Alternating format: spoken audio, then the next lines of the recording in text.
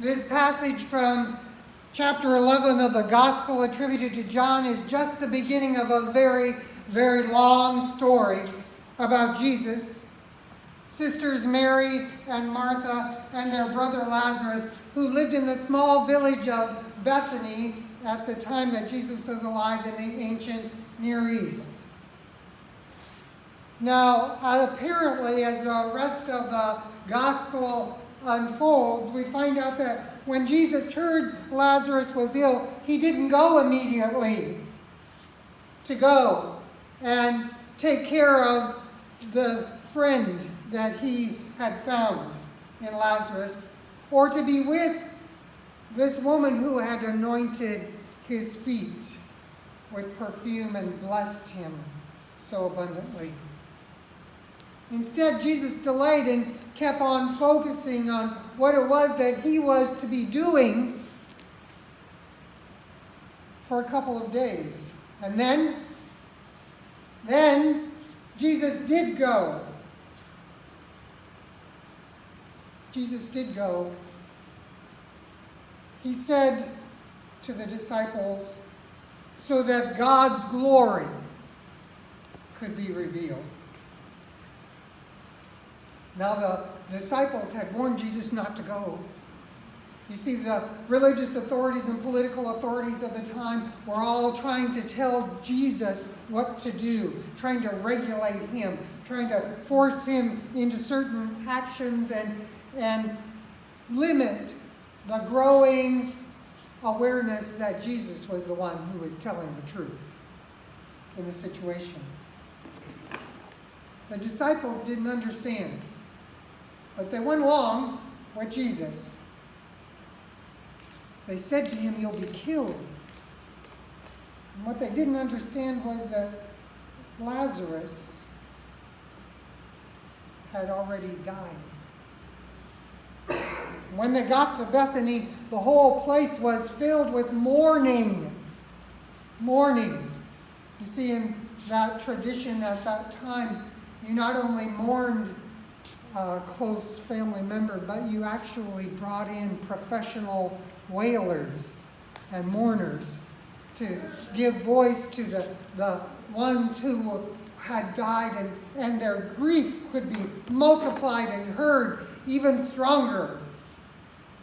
What is it you know about it, Adon? They actually have people who get paid, because some people who cry on command.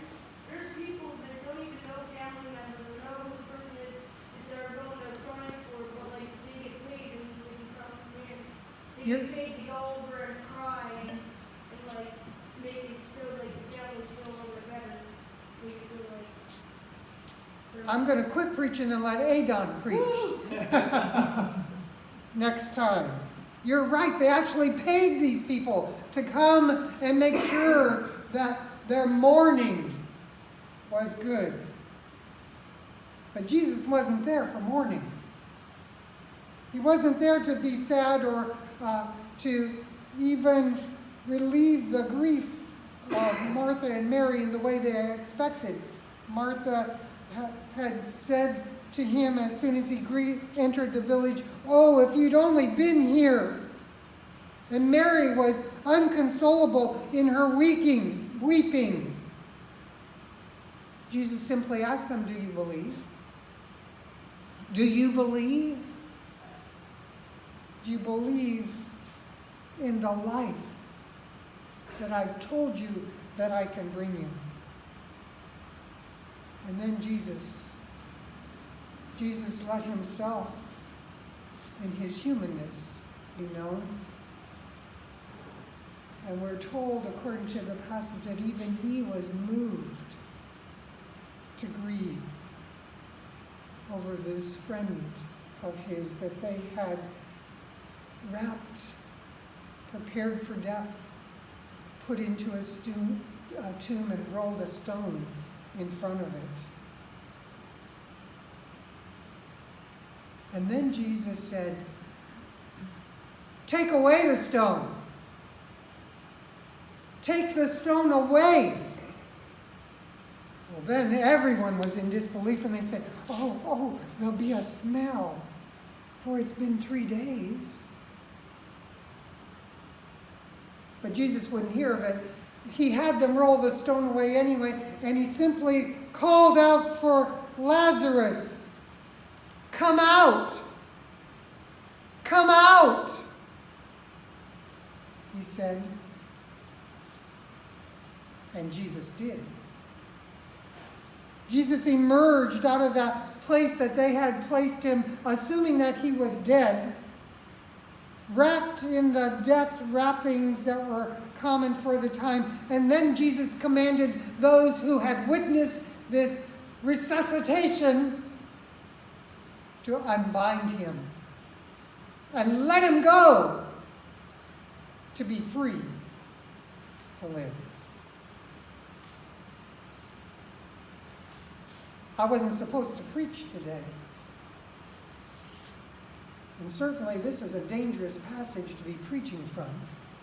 So we find ourselves in the midst of this COVID-19 assault on our lives, and in fact so many people are ill or dying.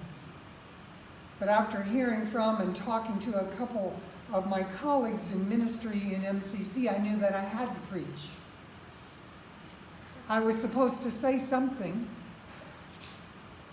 to share the truth that God had given us with those who would listen about this passage.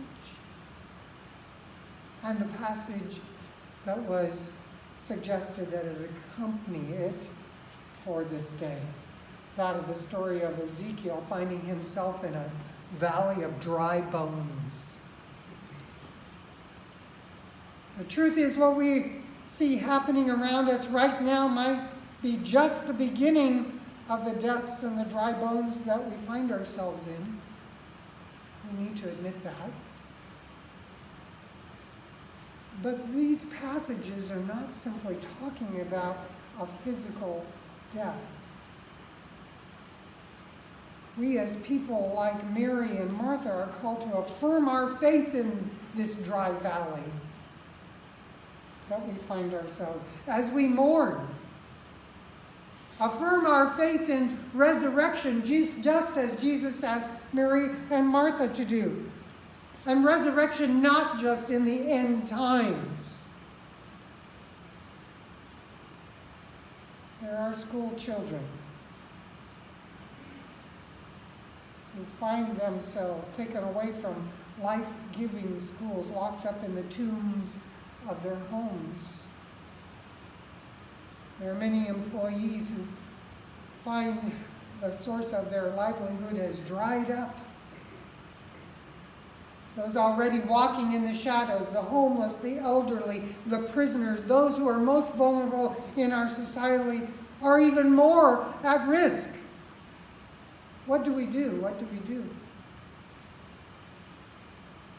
Shall we hire some professional mourners?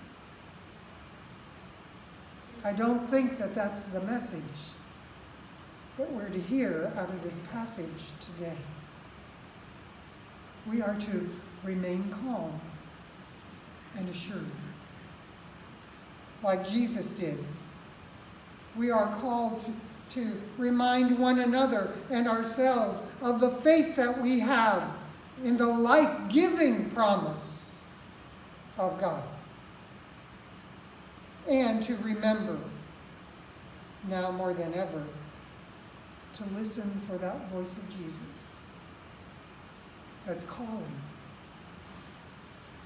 us to come out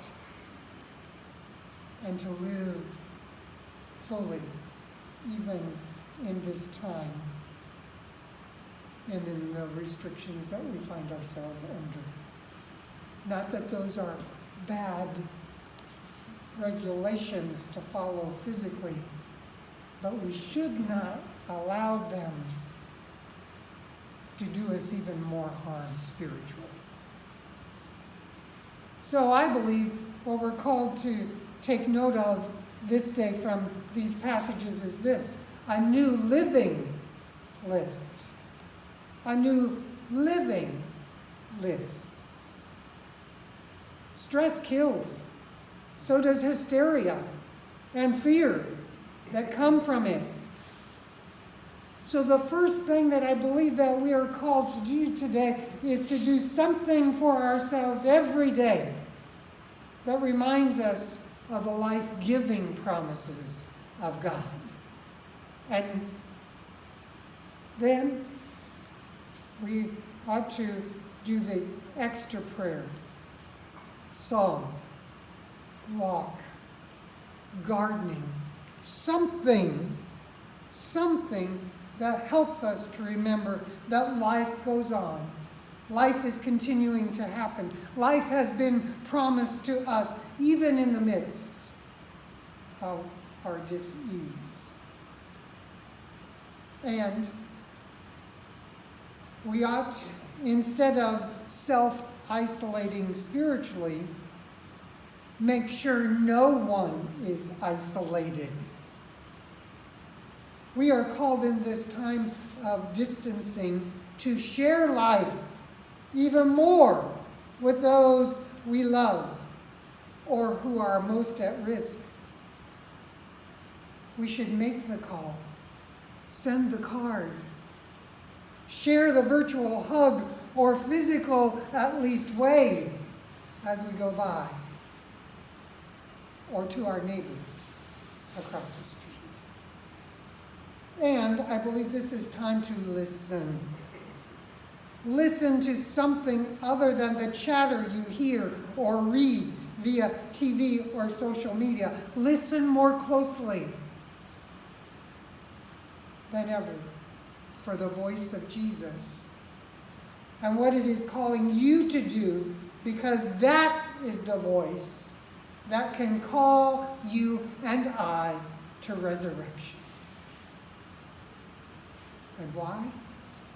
Why do we do these things? Why do we do something for ourselves every day that reminds us of the life-giving promises of God? Why, instead of spiritually isolating ourselves, are we called to share life? Why are we called, rather than to listen to chatter, to listen for the voice of Jesus? Because when we do these things, I believe we will find ourselves no longer bound or relegated to the tombs that this virus is causing among us. We will find the new ways we are called to experience the gift of life, promised, given to Ezekiel when he found himself in those valley of the dry bones. And that promise will be true for us and among us as well. Let's claim that promise today through these actions that we take. Because it is then that God will, as God promised Ezekiel, put my spirit in you, and you will live, and I will settle you in your land, and you will know I have done it.